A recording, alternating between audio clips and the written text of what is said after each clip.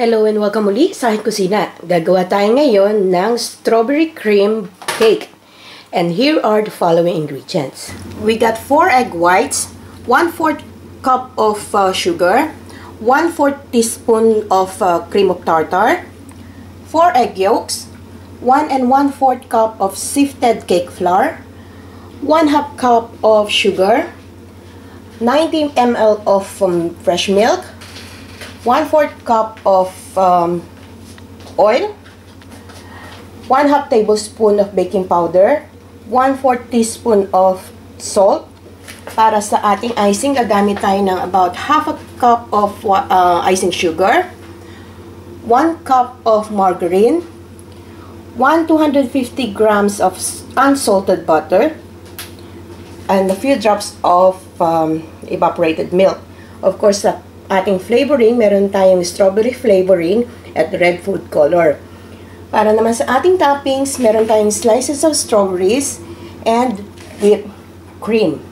So, ang lahat ng ingredients at exact measurements, makikita nyo ang link sa description box. Pakicheck na lang. Ang ating first step, magpe-preheat na tayo ng oven sa 350 degrees Fahrenheit or 175 degrees Celsius. At saka gagamit tayo ng round non-stick pan. Ang ating first step, i-mix lang natin. Ito na-sift ko na tong cake flour na to. I-mix lang natin yung baking powder at yung salt. Pagaluin lang natin. Then we'll set this aside.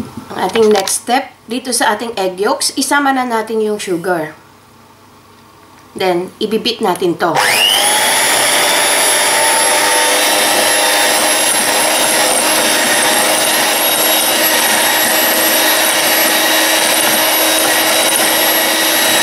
Hanggang ma-achieve natin yung light yellow color. Ayan, pale yellow na yung ating egg yolks.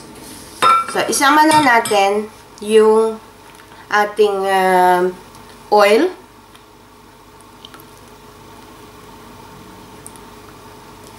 Yung ating cake flour.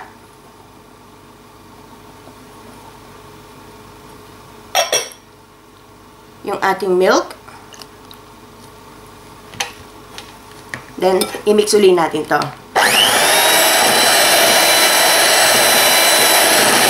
Hanggang maging smooth and lumpy.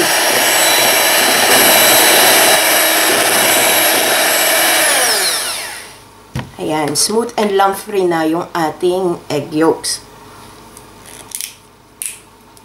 So, isasama na natin yung strawberry flavoring natin. Yung mga 1 or 2 teaspoon lang. Okay. And of course, yung ating red food coloring. Ganun din, mga 1 or 2 teaspoon lang. Depende kung gaano ka-intense na color ang gusto nyo. Then, i-mix lang natin to. Lagyan.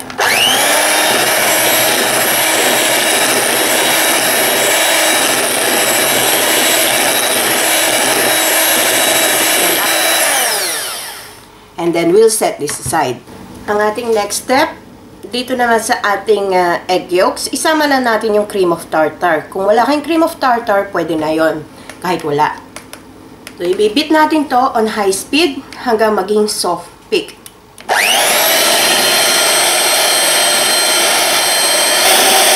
Ganitong mabula na, pwede na tayo mag-add ng sugar. Dahan-dahan.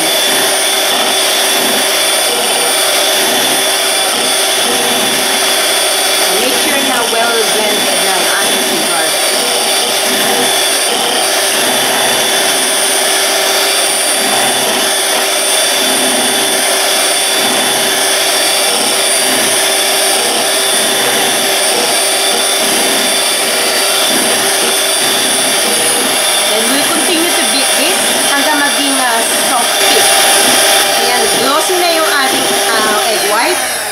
So, pag inangat natin, magpo-form tayo ng peak.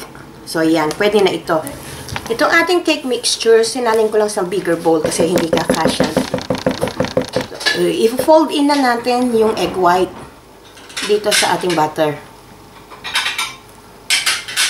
in 3 folds. Mali. Tingnan natin sa tatlo. Then, using a folding method,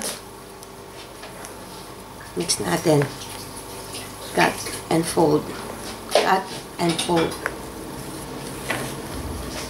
Make sure na makuha nyo din yung sides. Saka yung ilalim. Again, this is a very delicate cake. Pwedeng hindi umalsa pag na-overmix nyo itong ating butter. Yung ating cake mix. So, yun ko pa yung other portion. Ayan. Continue lang natin to. Ating cut and fold method.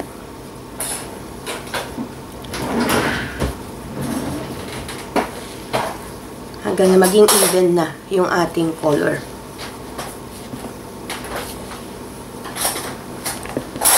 And sama ko na yung last batch.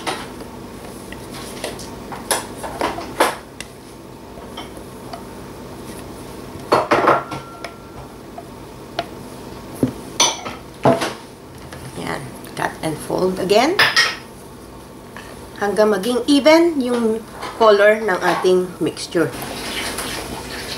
Yan. Even na yung kulay ng ating cake mixture. So, hindi masyadong red yung aking nabiling. Hindi maganda yung food coloring na nabili ko. Hindi siya masyadong red. Parang nagkulay brown siya. Then, isasali na natin to dito sa ating ungreased pan.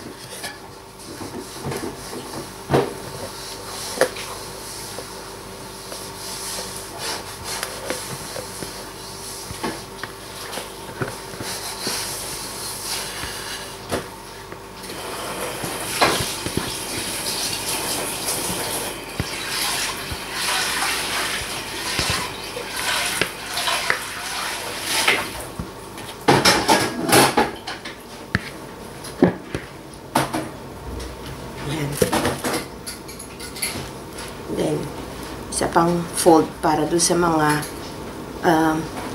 bula. Yung trap air. So, this one is ready for baking. I-bake natin to sa preheated oven na 350 degrees Fahrenheit or 175 degrees Celsius for 30 to 35 minutes. While waiting for our cake, nasa oven pa. So, itong ating softened butter at saka yung ating margarine, pinagsama ko na.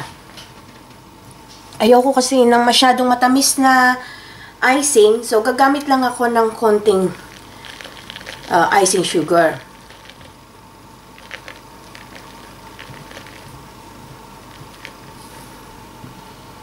And imimix ko lang muna to para hindi ako mapulbusan. Mas madali kung talagang yung ating butter ay nasa room temperature like this. Madali siyang mahalo.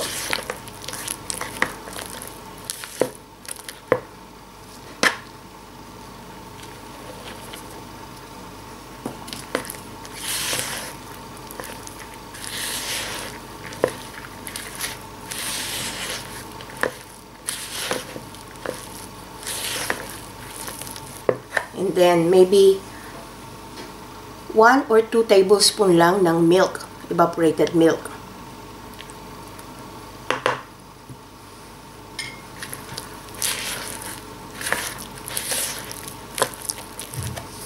Yan, pwede na natin gamitan ng hand mixer.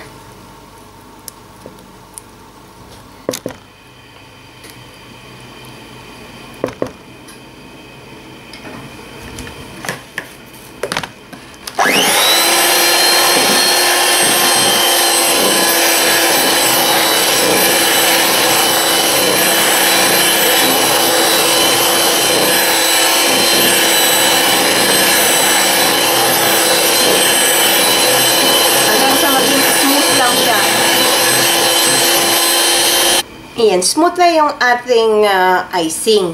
So, pwede ko nang lagyan ng ating food coloring.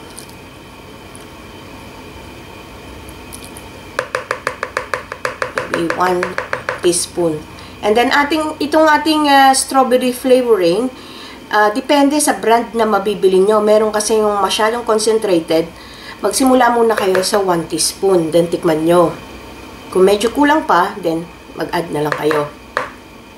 Ito medyo gawin kong 1.5. Hindi kasi masyadong concentrated to.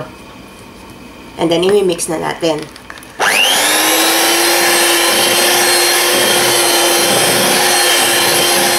Hanggang maging even na yung kulay. Ayan, even na yung kulay niya. So, pwede na ito. We'll set this aside. After 35 minutes, ito, luto na yung ating cake. So, from the oven, meron akong tatlong dito. Yan, lata, tsaka may isang bote lang na magkaka-level ang height. Then, itataob natin yung ating cake dito.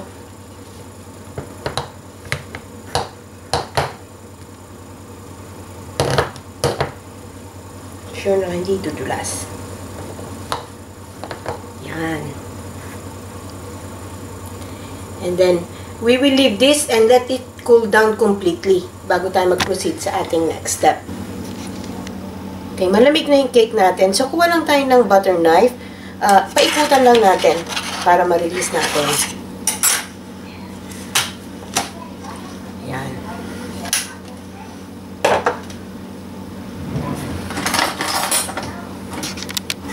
Then, dito sa walang talim, i-release lang natin, paikutan natin.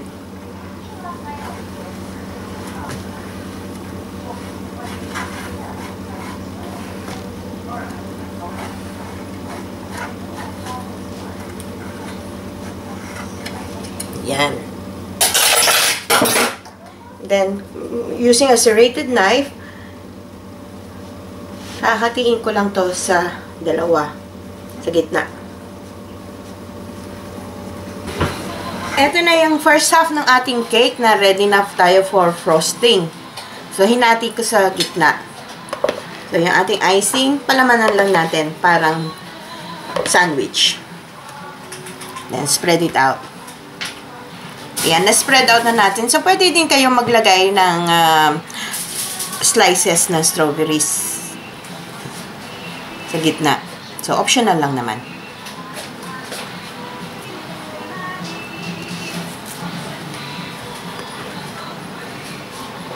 Ayan.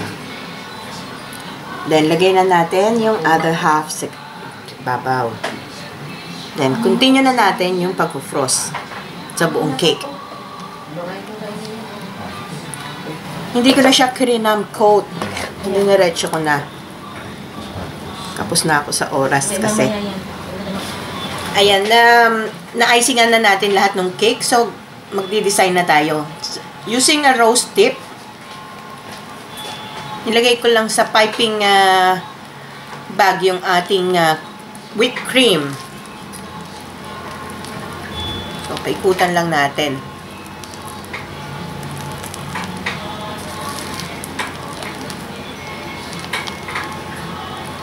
So, nasa sa inyo na yun kung anong design ang gusto nyong gawin. Papaikutan ko lang to, itong buong tray, itong buong cake. So, ayan, tapos na. So, lagyan na natin ng sliced strawberries sa ibabaw.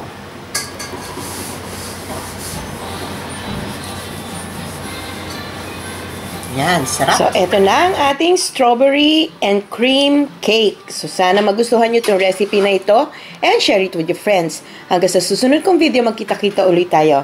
Salamat! Bye!